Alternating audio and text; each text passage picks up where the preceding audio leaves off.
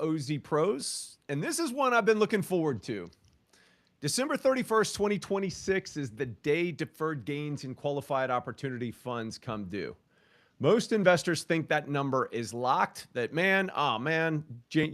January of 2027, this is the tax bill I'm going to have to pay. And they're just like, it's just a pill I'm going to have to swallow. But we're going to talk today about that it might not necessarily be as bad as you think it's going to be. There's a couple of opportunities out there for the savvy qualified opportunity fund investor to take advantage of. And I'm really excited because I've got 4 partners from Plante Moran with me, one of the top accounting advisory firms in the country, and the team we send our clients to for this exact work. We got Gordon Goldie, who leads their housing and community development practice, Valerie Grundusky, their opportunity zone practice leader, Laura Havel, real estate valuation, and James Drybansky, their expert on discounts for lack of control and marketability. Rockstar, we got the Blues Brothers out here today. We're on a mission from God to help people save money on taxes. And we're going to walk through the valuation discount stack, the special amount includable rule, beware of that, and what the documentation has to look like in order for you to be comfortable in taking this valuation discount. Make sure that you drop your questions in the chat as we go. But without further ado, let's get into it. Valerie, I'm going to turn this over to you so that you could give us a better introduction about the specifics of who everybody is. Sure. And get rolling on what I think is one of the best opportunities out there inside of tax mitigation around opportunity zones that we're going to see in a long time. Yeah, no, I appreciate that, Ashley. And I'm sitting here, I'm a little bummed because I can't remember, is it a full tank of gas and a half pack of cigarettes or the reverse? I don't remember which is which, but you went Blues Brothers and I wasn't prepared. So that's right. One way or another. My Blues Brothers references, right? Yeah. But yeah, no, thank you. And so obviously Ashley already kind of introduced me as a partner at Plante Moran. I lead our opportunity zone practice. I also focus very heavily in our real estate and construction industry and also our wealth management team. So like for me, I'm dealing with as well, like people who've invested into opportunity zone funds, and they're the ones, worried about this tax bill that's about to come due. As Ashley also introduced Gordon, who I think might be familiar to some of you in the OZ Pros land from at the time that he has spent with the compliance hour. But in addition to the opportunity zones, Gordon is kind of like all things, which I guess I would call the tax place-based incentives. So, some of which we've layered in with opportunity zones. Laura, obviously, as you said, she would be the one who leads our real property valuation practice as a firm. So, especially a lot of the opportunity funds that are out there, a lot of the investments that have been made have been very heavily real estate focused. And so on those, like Laura is going to be kind of like that first stop on figuring out, what is the value of the underlying asset that is held in whether it's directly by the fund or in the qualified opportunity zone business. So that we can kind of figure out what opportunities we have there. And then James Dravansky, he's kind of more in our business valuation world. He's done this sort of work with looking at values, for estate and gift tax planning purposes, other business corporate transactions for years. And so this is something that we're touching on new for opportunity zones, but the underlying steps that are happening or the way that we're looking at things, like these are things that have been going on for years and years and years. And so he'd be able to help with kind of looking at what the investment in the qualified opportunity fund itself looks like, or in those scenarios where you don't have a real estate heavy investment and instead you have an operating business in your qualified opportunity fund. Like that's something else that James would be very used to dealing with, is valuing the actual business itself. So I guess having said that, I can kind of get into the fund that you're talking about. We've spent so much time in this opportunity zone world, kind of being excited to get things up and running, to understand the whole program. And 2026 felt like it was so far away at the beginning of time. And to your point, Ashley, like now we're here and it's like, oh man. It's such a crazy time in the world right now. And so what has happened with real estate and otherwise, even investments that like maybe we're doing okay, like values aren't necessarily where someone might have expected when they first kind of set out their pro forma years ago. And in addition, we're in this unique opportunity where we could have an opportunity fund that was just set up, in the past 6 months, a year, or whatever, and they're much earlier in the process than maybe we imagined they would be by the time we got to this date. So that's where this has become a very, I guess, kind of important discussion for all of our clients that are in the opportunity zone world. Particularly if somebody's raising right now, right? Where we've got a closing window of the deferral. Most people are like, oh, how can I push my gain so that it goes into 2.0, where, it's actually kind of a unique window to be able to go into a fund right now. And I know that there's one out there. So I actually got an email today from the Capital Square guys. And I know that there's numerous other sponsors out there. I know that Madison Capital's got a project in Reno that they've got that's kind of like this as well, that will have that construction related discount. And so when you stack that in with a DLOC for it being just a regular fund, right, that's going to have a discount for lack of control, because you can't just go in there and run willy-nilly in it, that James knows about, coupled in with a DLOM. And I'm going to get to that in a little bit when we're talking with James, that there is a very, very small universe of prospective buyers that would actually want to pick this thing up on December 31st. I actually did a whole article about that because I was like, holy cow, that's going to be like one person, right? The guy that sells his classic car on the Sunday after July 4th, that's the only guy who's going to have to invest on December 31st, 2026. But all of those factors combine into being able to take what I think is kind of a once in a lifetime play. And the reason why it's a once in a lifetime is because of all of these factors that happen combined in with this deal that the legislation makes it so that it's got to happen on this one day.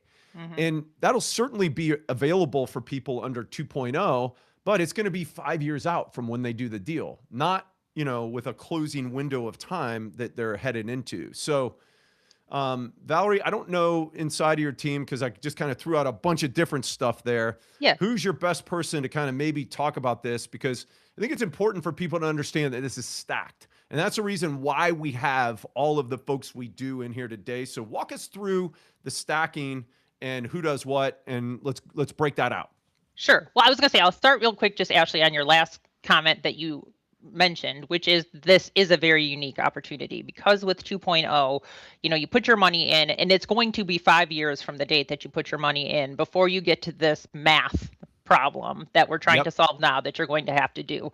But in this world today, on June 11th, right, 2026, somebody could make an investment in Opportunity Zone 1.0 program and have this gain come due at the end of the year, where they might be early enough in the process, or there might be unique circumstances when we're looking at all of these potential discounting factors that will allow them to come to a better answer. So, because I think you said, Ashley, already, that the way this is written, the gain to be recognized is the lesser of the deferred gain that the investor has, or the fair market value of their investment in the kind of qualified opportunity fund. And so that's the whole thing that we're here to talk about today is, okay, well, how do you define the fair market value? And as you mentioned, there's kind of these layers of discounting that exists. Right now, there's just kind of one definition of fair market value that exists in the Internal Revenue Code. They didn't rewrite it for opportunity zone purposes. And so, like I said, James has been looking at values of businesses for years and years and years.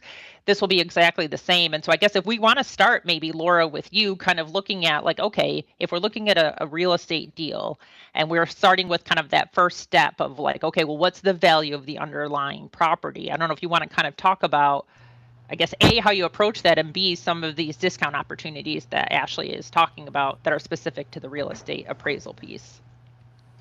Sure. So I come in and I look at the individual assets. So, its market, how it's doing, and this date of value, December 31st, 2026, may or may not be a date that most people would consider selling. But that's our hypothetical, that there's going to be a sale December 31st, 2026.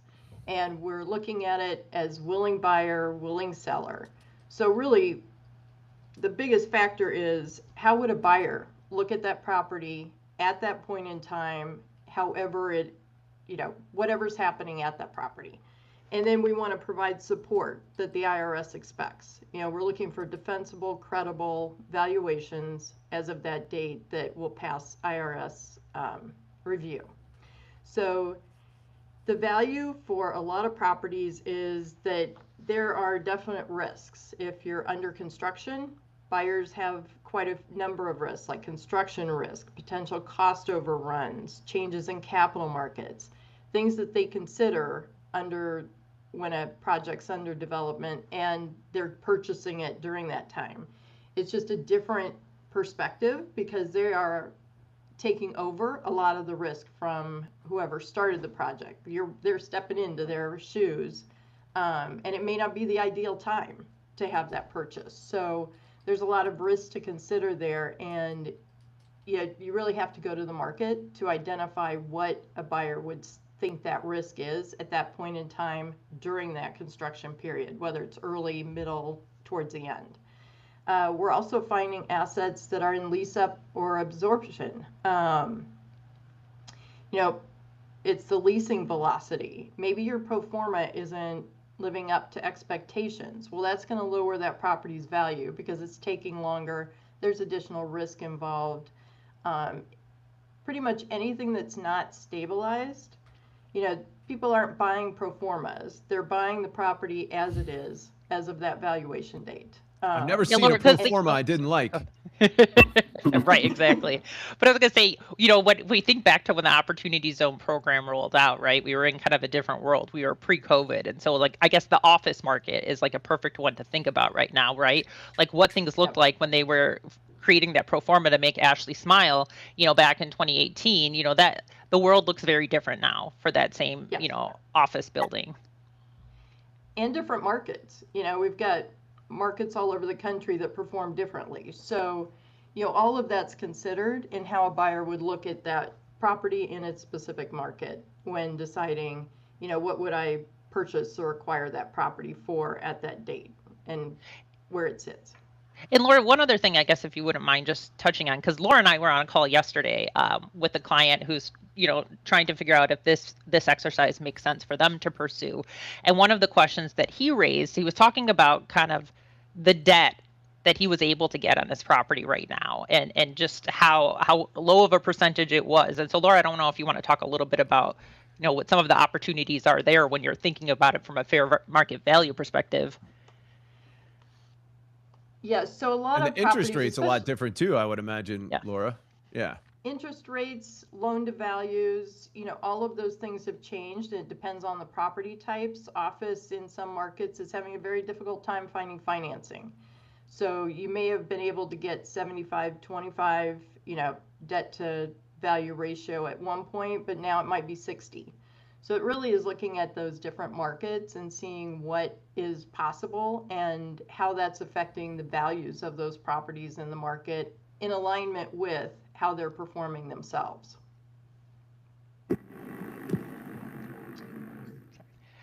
Okay, so I was going to say, maybe since we covered that, I don't know if it makes sense then, James, for you to jump in and talk about, okay, so here we're talking about, here's what it looks like if it's real estate. And then let's just kind of, I guess, follow that idea. The real estate is held in a partnership and maybe, that by a fund itself. So what's the additional work that happens after you come in and you value that underlying asset? Like what other opportunities exist when you're looking at the value of the partnership interest or the S-Corp interest, I guess, itself?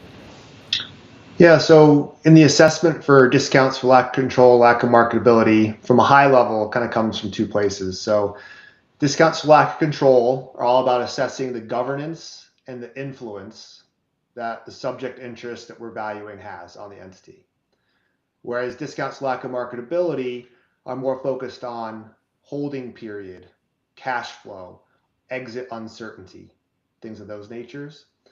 So first we look at discounts for lack of control. And the process really is a full assessment of the partnership agreement that is subject to the interest we're valuing and really understanding what is the governance impact on this interest and how much influence does the interest have over the entity that is developing, owning, operating real estate or is an operating company, either one.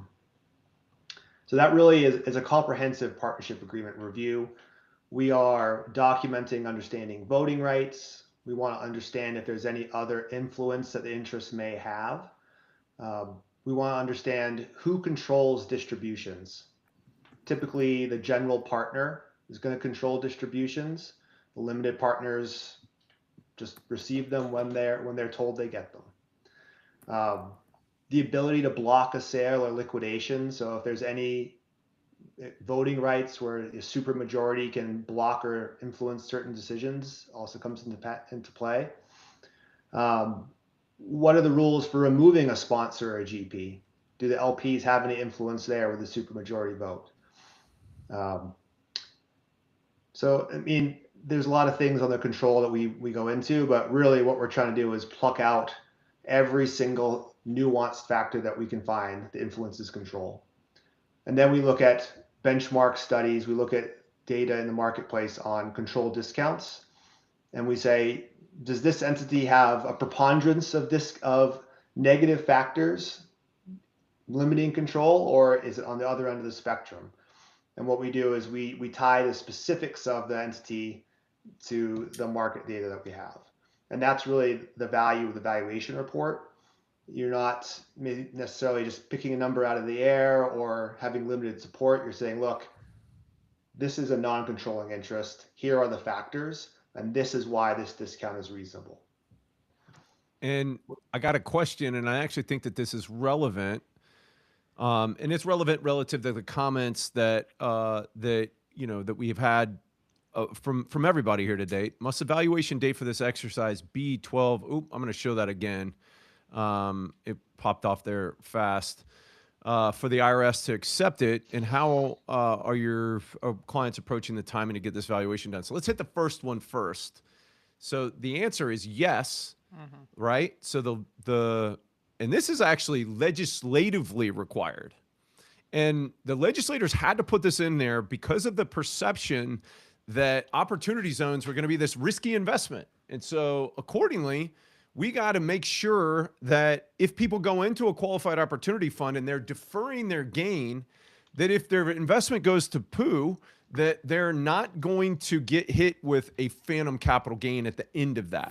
And so inside of the legislative language, we'll make it so that when you pay your taxes or you have an inclusion event, you pay taxes on either the lesser of your original gain amount or the value of your QOF investment at the time, which in this case, for everybody that's not having an inclusion event prior to that, is on December 31st, 2026. That's really significant for a number of things. So going into the lack of control, it's going to be what the operating agreement is in effect as of December 31st, 2026. For Laura's analysis, it's going to be the market value as of December 31st, 2026. And then we're going to go into this in a second. For discount for lack of marketability purposes, it's going to be a willing buyer and a willing seller as of December 31st, 2026, which has significant effect. It also has significant effect on the timing relative to exactly what you're talking about, right? So like, how do our clients, right? So like, if they're looking at doing this, wow, man, maybe I should just wait till November because that's going to be closer to this December 31st date. And the answer is don't do that, right? And the reason why we're having this right now in June is because there's going to be I think that there's going to be a pretty significant wave of people that are, right? So everybody that's on this call, everybody's going to listen to this webinar on a replay and everything like that. Are going to be like, oh, wow, I should be doing this. And so the people that actually know what they're doing, they're going to be very busy at the end of this year, just updating the ones that they've done for the smart people that have come in early. And so that's why it's important that you get the process rolling early, and then you have it updated and you have it done effective as of December 31st, 2026, which realistically is probably going to happen sometime in January, right? But we will then have a snapshot of being able to do that as a moment in time. I got lots of nodding heads. I want to get your input from both James, Laura, and I don't know. We haven't heard from Gordon yet, so maybe Gordon's going to chime here. He's going to come off the top rope and break some knowledge on us. I'll defer. Laura's probably better suited to, or James, to answer On the this question. timing. Yeah, on the timing. But I will jump in later. Don't worry about Yep. that. Well, I'll take the first. So we already have clients that we are starting to model for year end. They have a pretty good idea of where they're going to be at year end. So we're taking those financials, getting them set up, really giving them kind of a head start on their tax planning. So they kind of have an idea where their values might be at December 31st. Helps them a lot on their projecting, estimating with their tax planners, and how that all flows through the OZ funds and their capital. But then the intent is at the end of the year, we'll firm them up. And if there's a big significant change in between, we'll take that and incorporate it into the models. But we've already started with several of these valuations already. Yeah, particularly for the funds that are actually raising money right now, that they are communicating this to their prospective investors who have a 180-day deadline that's coming due prior to them being able to go into 2.0. This is a significant item that people are already working on. James, I didn't know if you had any follow-on to that. I was going to bring on another comment here too, unless you wanted to. I'll just add that we can front load a lot of the discount study work. So the sooner we get clients in and can start doing that, the smoother things will go at year end, especially for those clients that come in early. So, and this is actually a little bit longer, but this is from Ty. I was told that the fund's fair market value is determined by the fund sponsor or independent valuation company for the fund should already incorporate factors such as the DLOM and the DLOC. If LP investors take DLOM and DLOC again, is it a defensible position from the IRS perspective? I'm going to I'm going to add on a question, right, from Kirk, because I think that we need to answer this one first, and then we can double back to that. Who's responsible for determining the fair market value as of December 31st? Fund sponsor or the investor? If it's the fund sponsor, are they exposed to potential liability if the valuation is challenged by the IRS?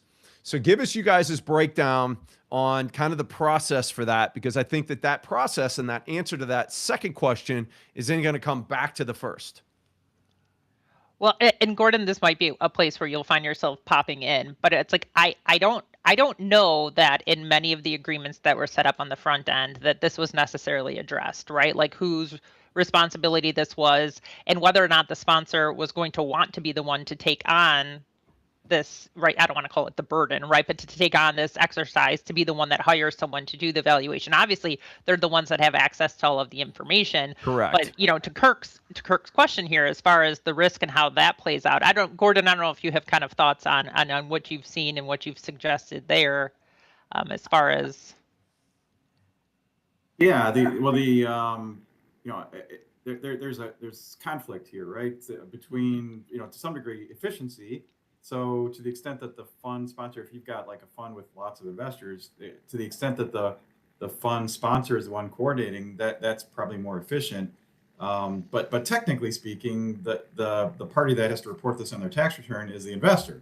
And so you've got this conflict between, well, technically it's really the investor's responsibility to come up with this number, but from an efficiency standpoint, it's potentially better, if the fund helps come up with the number. And so one thought comes to mind as well. To the extent that the fund is helping up with the number, like, aren't they like motivated to like bump up their number and make it look like it's a good investment, right? Are they? Is that like a conflict again between, because the investor obviously wants a low number. If we use the fund to come up with the number, are they going to be like, inclined to try to come up with a higher number to make it look like it was a good investment? And the fact of the matter is, I mean, there could be some reality to that, but for the most part, the types of discounts that we're talking about here are discounts that are theoretical. They're never going to come into play. So to the extent that there's this discount for lack of marketability and discount for lack of control, and even the discount for mid-construction, like those are things that are ultimately never going to come into play in terms of the investor's rate of return on their investment into this fund. because at some point, down the road, after 10 years, there's going to be a sale and the cash is going to get distributed. And the fact that there was a discount for lack of marketability or a lack of control or even mid-construction is all going to become irrelevant. And so I from that standpoint, I don't really think there's a conflict between the investor and the fund. And so I do think Gordon, that, to your point, the fact that it's forcing us to look at this hypothetical sale on December 31st, 2026, which isn't actually happening. And so that's, I think that's where your point is there. And just as a quick aside, so like that same call I was referencing yesterday with Laura, and she was talking about needing to talk to the leasing team about, what they thought things might actually look like by the end of the year. And she's like, and don't let them know, to be honest with me. They don't have to lie and make it sound better. Like, what do they actually think is going to happen, by the time you get to the end of the year? Like, knowing, to your point, Gordon, that they might be trained or naturally inclined to want to paint a rosier picture. But for this purpose, that's actually not helpful. Yeah, and what fund that does have some market hiccups, right? Because let's be real, right? There's a lot of OZ funds out there just because of the timing, not because they're OZ deals. They entered into a really wacky world, right? They stepped into COVID. They stepped into supply chain limitations. They stepped into lenders doing funky stuff. And to that end, to the extent that their investors have experienced that, what fund manager isn't going to want to try to get their investors the greatest tax benefit possible?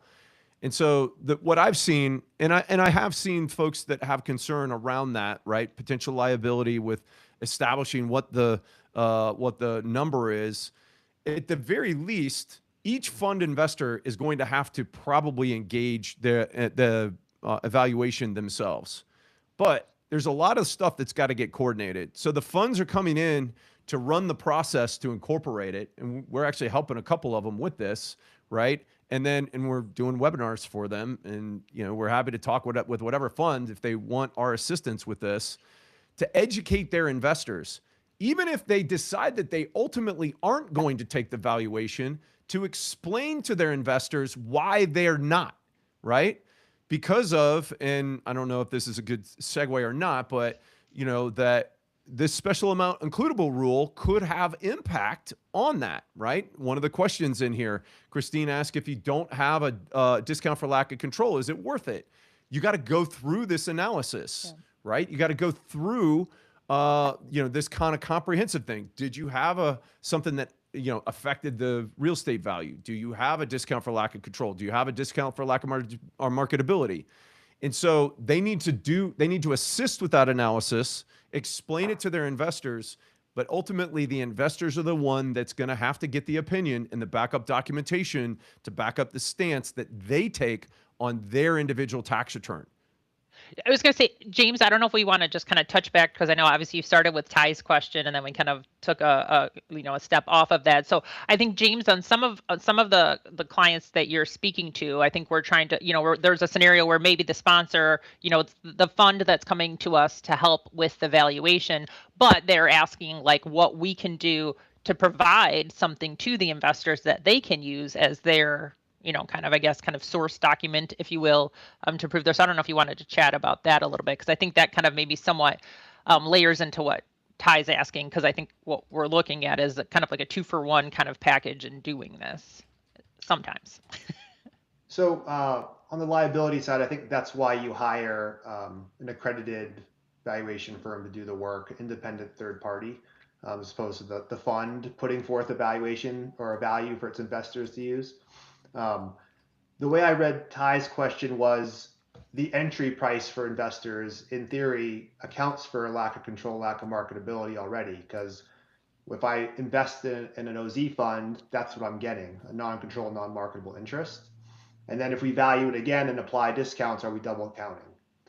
So to address that question, if we were taking the entry price and calibrating at a later date from that price, and then applying discounts, then I believe we would be double counting. But that's not the approach that we take. We are looking at the value of the fund at 12/31/2026, and we are starting at a control marketable basis. So what's the value of the real estate? What are the value of all the assets and liabilities on the balance sheet? What's the net asset value? That net asset value is a control marketable value. And then we're applying discounts for lack of control, lack of marketability to that, to then get back down to the same basis as the original investment. So it's not double counting when you look at it from that perspective. Great question, Ty. Thank you, Valerie, for bringing me back to it, because I got, I went down the rabbit hole. And for Kurt as well. Thanks for bringing all of this stuff, because this is all relevant stuff. So I'm really glad that we're doing this, and glad that we've got the questions coming in that we have. So let's go into, and I think that this is actually and this is actually a good follow-on, right? I'm going to show Arthur's. Does a DLOC or DLOM vary by the investors and not necessarily the same for all investors in the fund? What do you think? So I would say generally there shouldn't be much variance, because the fair market value perspective is not the value to a particular buyer or seller. It's the value to the hypothetical willing buyer, willing seller, one.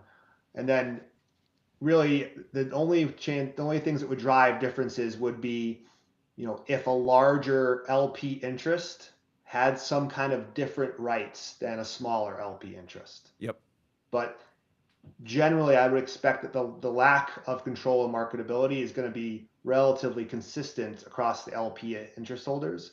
But those are facts and circumstances that we will dive into. And if there are variances, there may be differences in discounts. And I actually think that this might be a good place to kind of kick in Kirk's question. Can you provide real world examples and range discount percentages you're seeing out there? Sure. I mean, don't you love this question? How much am I going to get? Yeah. I think real world examples for real estate holding companies, especially that are in the middle of development, 15 to 20% discount for lack of control conservatively, 20 to 30% discount for lack of marketability, just kind of rough ranges. And so when you look at it, I would. And then Laura, what do you think for the discount for being in construction? I'm going to be the typical appraiser and say it depends, but yep, yeah, really, and that's the key thing, is that it depends on your individual circumstances for all of these. Let's make sure that we have that caveat on here for everyone.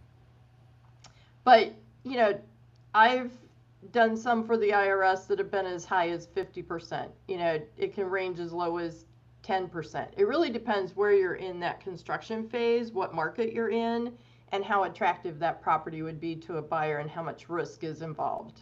And I think that answers Kirk's follow-on with the valuation of real estate include prepayment penalties on existing loans, closing costs, distribution fees. Yes, so all of that factors in, which goes further into that. Each individual deal is specific, and that's going to drive how much discount is affected there on each element. So we start with the real estate, we start with the underlying asset, then we go to discount for, well, it really doesn't matter, right? You can put the discount for lack of control or first, or DLOM, and you're going to do both of those sequentially. So then you put the discount for lack of control. And so on that, right? So let's say that we've got $1 million asset that's under construction. And so we say that there's a 50% discount for construction. I'm just using hypothetical numbers here. So we got, because the math is easier. So now we got 500,000. And so now we come in and we say, okay, there's a discount for lack of marketability that's at 20%. So we take the 20% off of the 500,000, right? Which gives us a $100,000 number. So now we're at 4. And then we got a discount for lack of control. Once again, for ease of math, we say 10%, right? So we knock another $40,000 off of that number, right? To where you get down to a total of $360,000 in that example. Now, once again, it's going to be very factual specific to your individual circumstances, and you got to be very careful about all of those individual circumstances, and that you have documentation that can back it up, because you don't want to get over your skis outside of the parameters, right? So I've got a saying that I regularly use with people: pigs get fat, hogs get slaughtered. But in this case, it's not necessarily about that. It's about what are the acceptable parameters as established by IRS, tables, and then also by previous practice that have happened in case law. I think with respect to the mid-construction discount, Laura's got a really good analogy with the bell curve. Can you explain that, Laura? Because I think that'd be helpful to understand this concept of facts and circumstances, how it impacts the discount. It does kind of follow a bell curve. When you're just starting construction, the discounts tend to be a little lower because someone can step into your shoes and still make some decisions, not as much as in the ground. You have a lot more opportunity to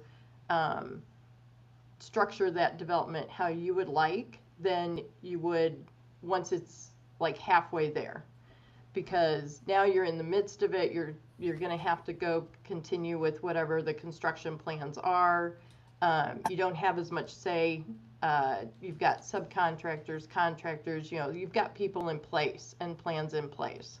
So that's where the higher discount rates are typically found. And then as you go closer to the end of construction, it sort of declines again, because you're near construction, you're near stabilization, you're just that much less risk involved in that timeline before you get to a stabilized property.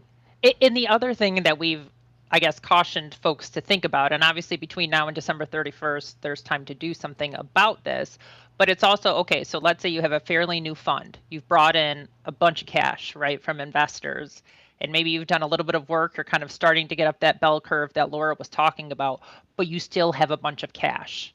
Well, when we're coming to value the entity itself, when James is coming in and saying, what's the value of this business, of the fund? Well, the fund has a bunch of cash. And the cash is worth what the cash value is. And so that's the other piece to think about. You have to be careful about doing this like too close to the end of the year, bringing in a bunch of money that you're just holding, because that would have obviously, like you can't you can't apply too many discounts to cash. You can discount the lack of marketability and control, sure, right? But not for new construction. Right. Man, we got lots of stuff. So funny is that we got so many things happening in the chat that I'm having trouble keeping up with it. But we got, well, this actually was a great question right here. And I was trying to figure out how I can show it. All right. Josh asks, QOF EINs are reported on the 8997. Is there any risk if one investor reports a gain recognition with a different number than somebody else? What do you guys think? Because there's other things obviously that would exist like this before the IRS and being able to do kind of matching and looking, across the board. I mean, I guess, is there a possibility? Sure. And maybe to the extent that, I don't know, if the IRS is investing more time and resources in AI, maybe there could be a higher chance of that happening. Which I guess to some extent makes it nice then maybe when the sponsor is willing to be more involved and try to kind of help like the overall investor group kind of all come to a place of here's where we think the value is. Now, having said that, I mean, I don't know that we have anything that we can kind of compare this to easily in pre-existing situations where we could say if this has happened before. Sometimes when the entity itself is being examined, they can look to the investors. I don't know, James, is there anything else that you can think of like as a comparison where this could have popped up? I think it is a risk that really would raise a flag. But other than that, I can't think of any parallels. Yeah, and I think that, so to that end, once again, right, that it's important. So because of this, that even if sponsors have determined that they're not going to take a discount, that they get in front of this with respect to communicating with their investors, right? Because it's going to be very important to manage the expectations for your investors to that end, so that there's not this like massive differential between what one of their investors is doing versus others. And I think that getting on the front end of this, regardless of how you choose to, as a fund manager, deal with it, right? That being intentional and controlling the narrative allows you to try to get as much consistency as possible. Jared asked, Jared, thanks for being here today. Jared's he's one of our OGs for our Ascent Mastermind. Is this applicable pre-construction for he spent money on for a purchase and we've got delays for subdivision. So don't have, now I don't know if that means that you don't have the parcel that you've like actually purchased, but yes, certainly to the extent that you've spent money and you're not actually doing anything with the pre-construction stuff, that would factor in as a discount. Or if you're under delays and you're not as far on down the line of construction, that could also factor into it. I think that Jimmy's question might be another good question for James, because I think this is a scenario that we've already Perfect. even kind of talked about. This as one, we've talked it. or do we Yeah. got another one? Did No, Jimmy no, it's actually- that one. Yeah. Okay, here we go. He actually did this. He actually did a bigger one. I invest $100,000 into a QOF on 12/30/26. There's no time for the underlying asset values to change over the course of only one day. But should I expect to be able to take any valuation discounts just one day later on December 31st, 2026? Haha. Jimmy throwing law school exam questions out here, man. I think there's an argument for that, and it's a bit nuanced. Because the entry price, you can make the argument that it's not necessarily fair market value, and there are factors that could influence that. So there certainly could still be discounts to lack of control, lack of marketability subject to that. They might be reduced in magnitude, but that would be an interesting study, and I think we would have to kind of carefully lay out an argument there. But I think there is an argument to be made. But that also even goes to, like, Jimmy, in your scenario, right? Like, you're making your $100,000 investment based on that pro forma that Ashley thought was so pretty. But that pro forma is for something that's supposed to happen in the future, which isn't necessarily the same thing as if we pretend that this entire project is going to be sold on December 31st, 2026, and look what it would be sold for. Because when you're investing, you're not, you know what I mean? You're not investing with that thought process. You're investing with this expectation of this future, you know, the construction finishing and all of these other things happening. And to your point, James, obviously it's hard to like give like a very clear answer on how that would work, but this is, I'm sure there's going to be a fair amount of this, and that we would expect there to still be some discount because we're treating it as though there's like a sale of the underlying asset and all of that at the date at 12/31/26. Yeah, I know this is a extreme example to demonstrate a point, but like unless somebody's 180-day period is expiring on December 30th, they're probably going to wait till January to make the contribution so they can get into OZ 2.0. Which is exactly why the discount for lack of marketability should be at the upper end, right? For the guy that's trying to sell their interest on 12/31. Yeah, I guess that's the question. I mean, my guess is based on what James said, that you're probably going to be better off with a 5-year deferral and a 10% reduction than you are going to be with a immediate payment of tax and a discount for lack of marketability control. But I guess it depends on the facts and circumstances. Yeah, and I think that the reason for the question is for that sponsor that is raising right now, right? Is there a play if they're in construction to be able to deliver to that investor to say, okay, you're going to come in on December 30th, but then on December 31st, so you're going to come in, you're going to bring $100,000 in, but because of these factors, we're going to be able to show that your investment on the next day is worth $50,000. Now, all of a sudden, they're looking at a 50% haircut on the taxes at known capital gains rate. Maybe that's actually interesting to look at. Yeah, right. I mean, it's a good point, because if the fund that Jimmy's talking about investing in is already invested into a real estate project that's 50% through construction, like you are probably going to be better off putting the money in on December 30th. So that goes into, right? So this is something that everybody needs to be paying attention to. Investors, fund sponsors, right, that have existing deals, and particularly fund sponsors that are raising money for deals that are going to be in construction on December 31st, 2026.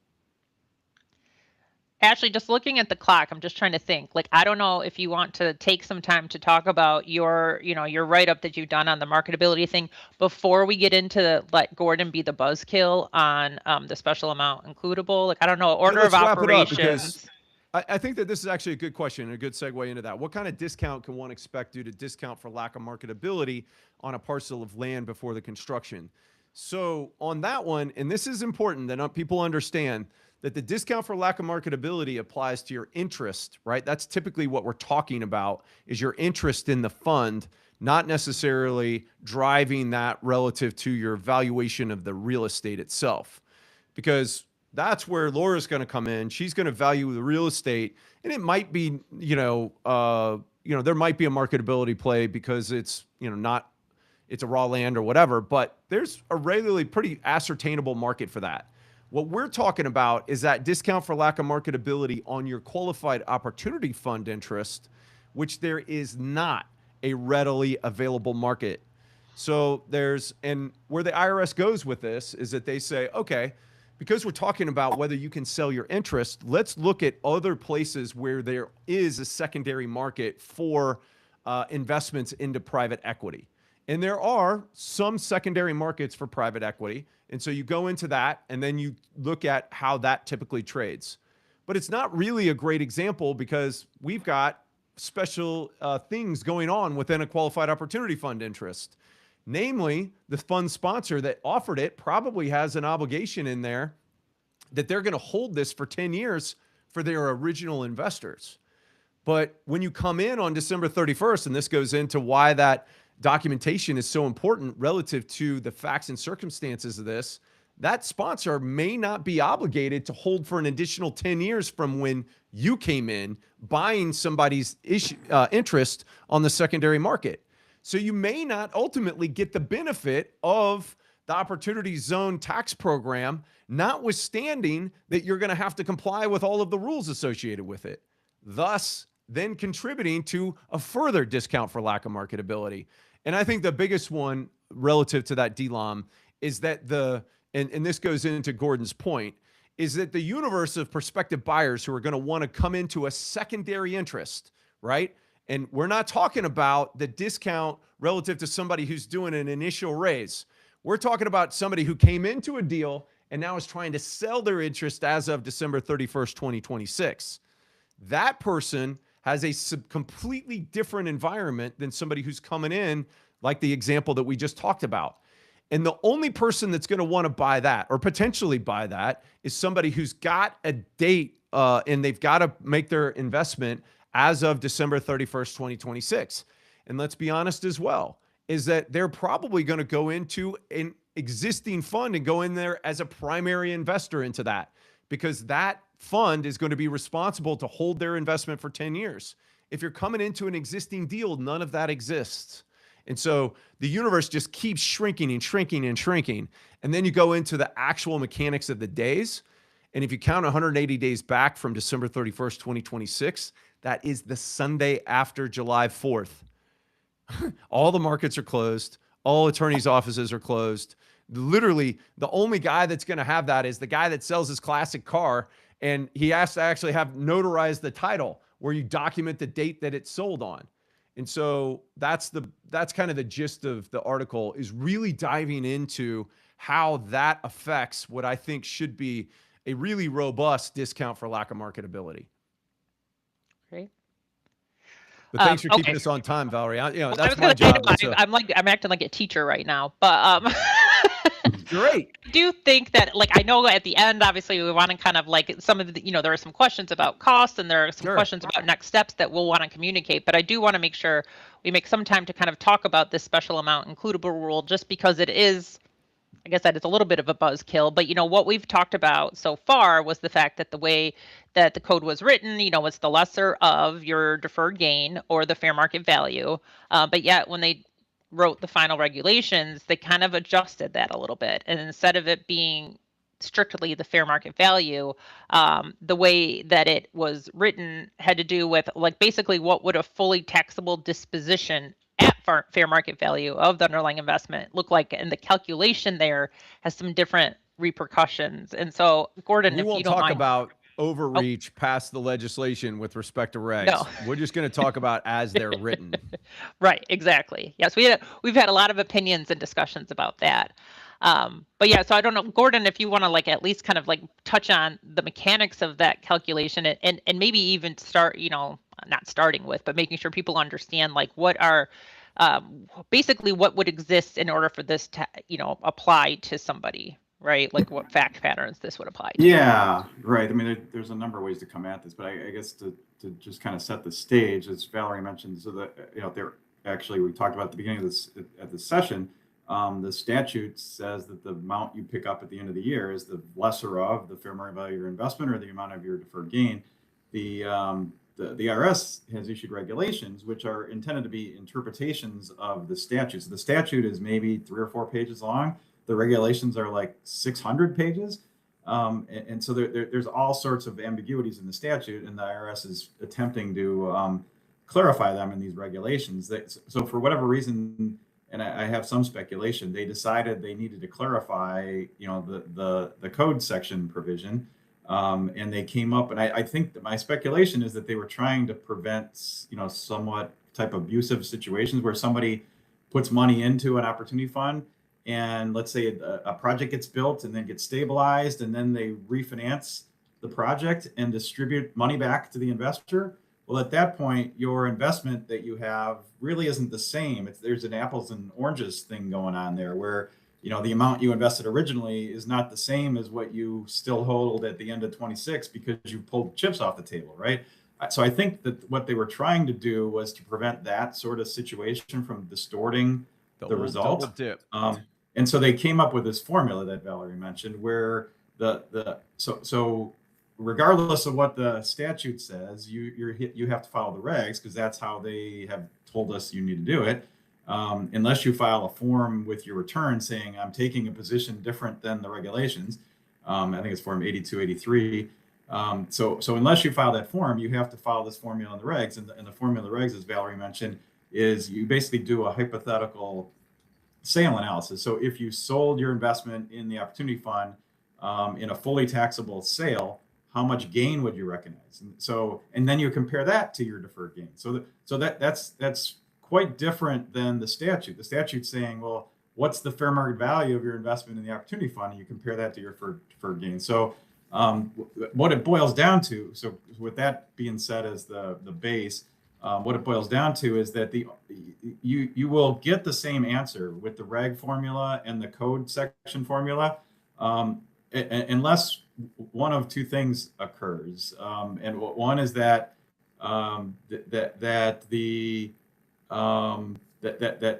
you have liabilities allocated to you on your K1.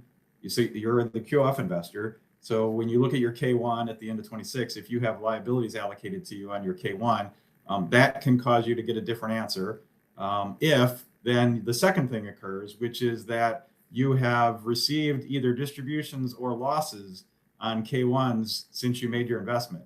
So if both of those things occur, so you've got presumably an investment that's gone down in value. So that's kind of the base case. Like if your investment hasn't gone down in value, then this special amount of includable rule doesn't affect you because you're not going to be taking any discounts, right? So you've got an investment that's gone down in value, plus you've got liabilities allocated to you on your K1, and you've had losses and or distributions reported to you on your K1 over the years that you've made the investment. If that's the case, then unfortunately what's going to happen is the special amount of includable rule is probably going to give you when you work through that formula, it's going to give you an answer where you're not able to take as much of a discount as you would if you followed the formula in the code section, and to an extreme, you might even not be able to take any discount. And so the important point, I guess, is to determine whether or not you're in that fact pattern where you've gotten liabilities allocated to you or expect to have liabilities allocated to you, and you're going to have losses or distributions. In that case, then you're going to want to understand how this formula works in the regulations before you go out and hire an appraiser to do the appraisal, because it could turn out that you're not going to be entitled to any discount, depending upon how many liabilities you have allocated to you and how many distributions you receive and how many losses you receive. So that's kind of like the critical path is you need to do this analysis first before you go out and hire the appraisal. And obviously, we talked about earlier, it's important to try to get the appraiser on board, soon. So it's even more urgent to do these calculations with the regulation formula. Yeah, agreed. And Blake points out that, and to what I pointed out earlier, that we think that there could potentially be overreach there. The issue is that if you're going to take that stance, you got to file another form and you got to say that you're taking a position contrary to what the regs are. So the important thing is inside of this, or what Gordon's saying is, get an approximation analysis done. Look at those two particular things. Gordon, those two particular things are allocation of debt. Mm-hmm. Yeah. All right. And then what else? Distribution. Losses and distributions. Yeah. Greg grouped them together. Basically, yes. Yeah. Losses or distributions, either one or both. And so if you've been inside of a fund that's had that happen, you've got to be careful about that with respect to whether or not that's going to net out and potentially, make it so that it's not worth it. Let's go into that, because that's actually a great question, right? Is that we've got it up here. I'm going to try to get up there to show it. It's from, all right. So, all right. This all sounds great, because this is right. It's like, all right, what's the investment on this if we're going to potentially do that? And what if I can't, what if I don't ultimately qualify?